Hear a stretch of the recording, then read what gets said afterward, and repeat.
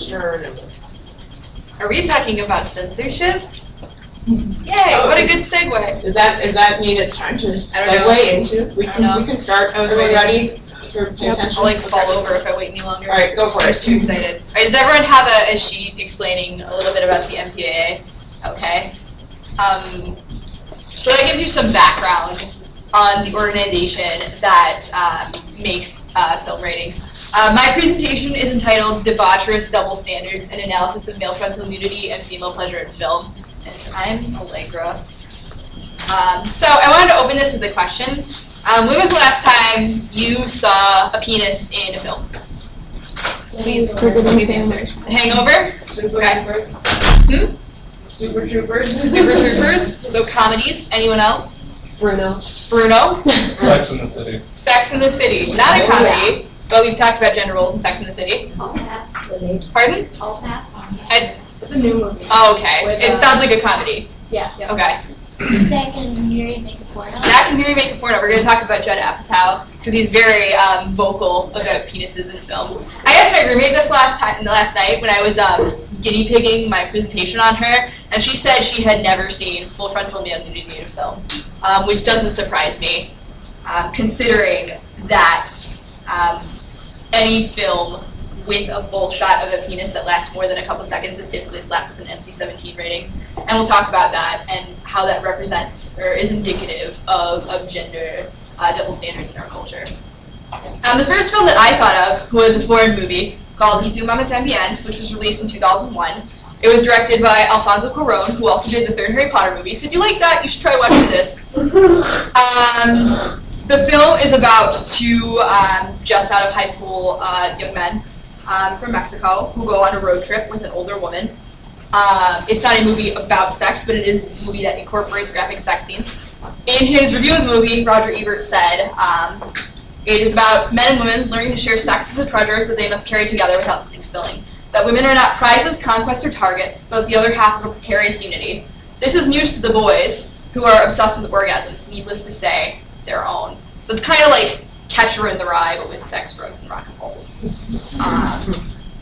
So the film itself was released with both R and NC-17 rated editions. The original cut had multiple graphic sex scenes with brief views of both male actors' genitalia as well as female supporting characters. The sex scenes were filmed wide angle, far away. You could see all of the thrusting. It was rather realistic.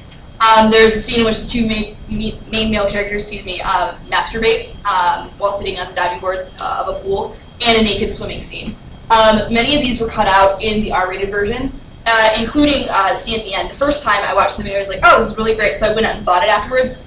But I watched the R-rated edition. When I watched the edition I bought, the unrated edition, I found that the two main male characters kissed at the end, and that was cut in the R-rated cut. So it completely altered the plot of the film.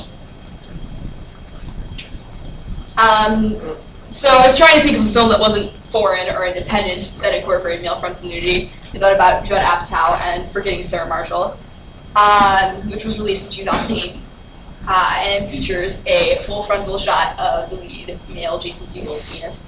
At South by Southwest, the Austin, Texas Film Festival, every time Segel was shown au natural, the totality of his package nearly brought the house down with laughter, said one Los Angeles Times staff writer. So in this instance, the male frontal nudity was meant to be humorous, not as a political statement or as an art form, just sort of funny. And that seemed to be the case in most of the films that we mentioned when I asked, when was the last time you saw male frontal nudity in a movie? So this is different from, say, female nudity in film, because we don't typically show breasts or vaginas to be funny, but a penis is immediately like, oh, haha, look, it's a dick on screen. Judd Apatow said, when asked about it, America fears the penis, and that's something I'm going to help them get over. I'm going to get a penis in every movie I do from now. I'm Zach and Miri make a porno, knocked up. It really makes me laugh in this day and age with how psychotic our world is, that anyone is troubled by seeing any part of the human body. And as stated on the sheets that you got, Typically, NC-17 films are really difficult to distribute, and you can't sell them at places like Blockbuster, which I guess now out of business, and Walmart. So people don't see penises as often in film. People see female frontal nudity, especially breasts, all the time, but male frontal nudity is exceptionally rare, unless it's in a comedic context or foreign or independent film. Female pleasure. When was the last time you saw a girl or woman having an orgasm and faking it doesn't count, so we can't talk about, shoot, what's the movie with Billy Crystal? When Harry Met Sally. When Harry Met Sally, in a film. Or a female masturbating, female receiving. Black Swan. Sex. Black Swan. Art house film. Darren Aronofsky has been censored, well, not censored, MPAA ratings are voluntary. He's received an NC-17 before for having graphic sexual sequences. Anyone else think about female masturbation in film? Seen that ever? Margot at the Wedding or something like that? Margot at the Wedding? Instant independent film. Yeah. People are like, Margot at the Wedding? Nicole Kidman. Nicole Kidman.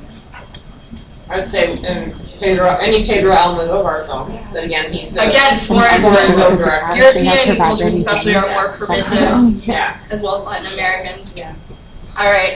The film that made me want to do this presentation is a documentary called "This Film Is Not Yet Rated," directed by Kirby Dick. It's an expose of the MPAA rating system, and talks about American perceptions of sex in film and how that factors into the ratings that films receive. A big focus of it was the close-up sex versus wide-angle and thrust count rule.